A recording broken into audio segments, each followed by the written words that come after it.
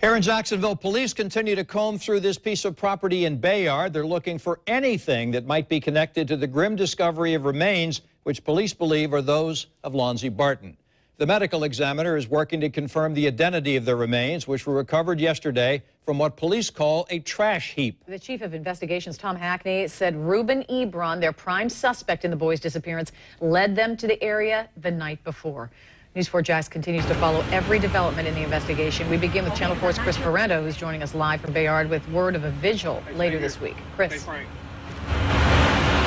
The pastor of Julington Baptist Church says this vigil is something he's glad to do. That church only a few hundred feet from here, where investigators continue to search that wooded area for any piece of evidence they might be able to find related to the discovery of those remains.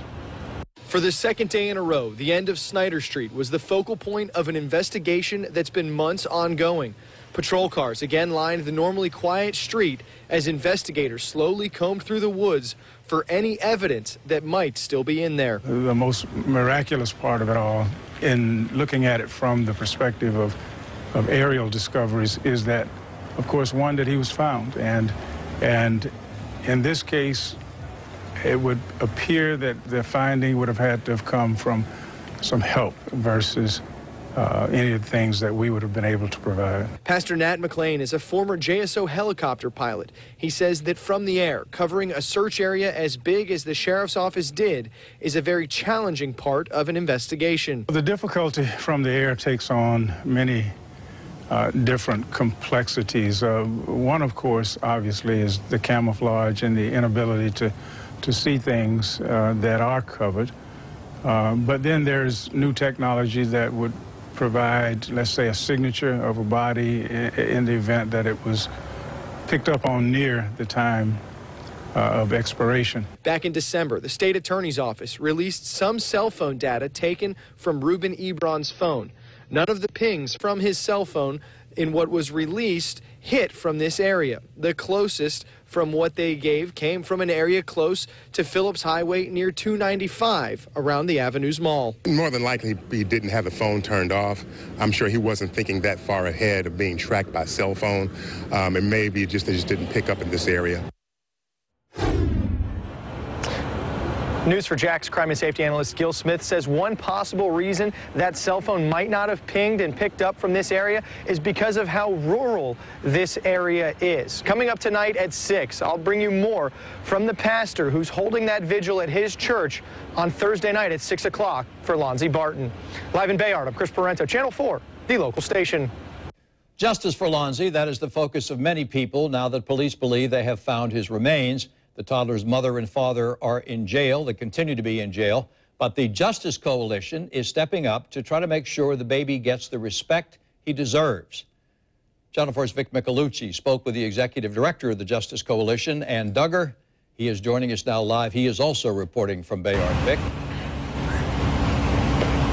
And Ann tells me she is very upset about all of this, as are the other volunteers and staff members at the Justice Coalition. But they are here to be a voice for the voiceless. And a lot of times we have gone to these court hearings and we see Reuben Ebron's parents, but we don't see any immediate family members on behalf of Lonzie Barton. She says that is a shame, and that is why the Justice Coalition, a nonprofit that helps local crime victims and their families, got involved. They actually got involved in the case the morning that Lonzie was reported missing back in July, and since then they have been following all of the developments very closely. They helped put up a reward, spread the word, helped with the search, and now they were at the press conference where the sheriff and a lot of investigators talked about the recovery of the remains they believe to be Lonzie Barton.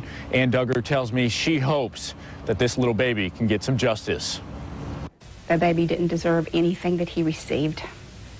He deserved life. He deserved to be able to grow up and play like any other little boy, be able to know what it's like to be in a ball game, to be able to go to school, to be able to learn. He was never afforded any of those opportunities because they were stolen and taken away from him. Now, I want to show you some video not too far from the area where these remains, believed to be Lonzie's, were found. You can see lots of balloons, lots of signs, cards, teddy bears, signs of support. This was partly organized by people with the Justice Coalition, as well as a lot of family and friends that live really all throughout the community that say that this little baby, in this case, touched their hearts. They've wrapped their arms around him. They've prayed for him. They've did everything in the searches. They've been there for him. And now even here, the Justice Coalition will not walk away, because now we'll still be a voice for him.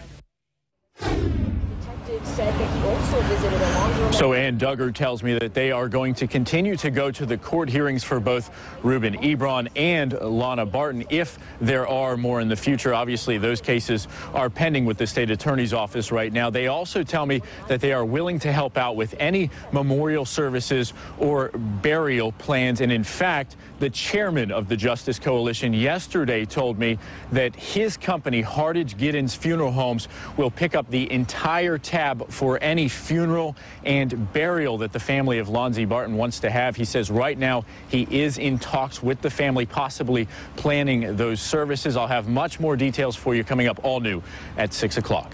For now, live in Bayard, I'm Vic Michelucci, Channel 4, the local station.